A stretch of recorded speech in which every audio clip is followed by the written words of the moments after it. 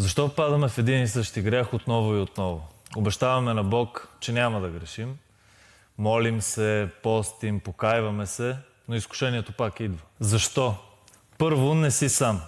Павел, човекът написал голяма част от Новия Завет, се бореше с същото. Той пише в Римляни 7. Не върша доброто, което искам, а злото, което не искам да върша, върша. Това е вътрешната война между плътта и духа.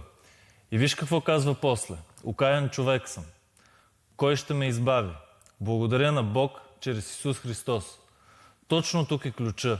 Не твоите усилия, не твоята сила, а Бог. Някой не разбира този стих.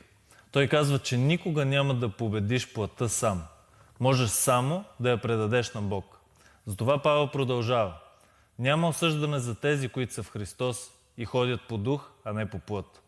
Всеки ден духът ти иска святост, а плътта – удобство. Това е ключът. Укрепвай духа си толкова, че желанието за святост да стане по-силно от желанието за комфорт. Павел казва и в Галатияни 5. Плътта желае противоположното на духа. Затова си уморен. Това е война.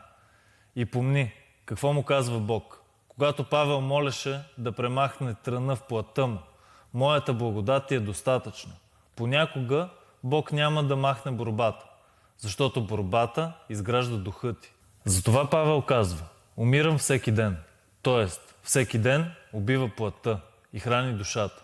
И начинът да го направиш е ясен. Молитва, пост, Божието Слово и живот, насочен към Бог. Така побеждаваш плътта.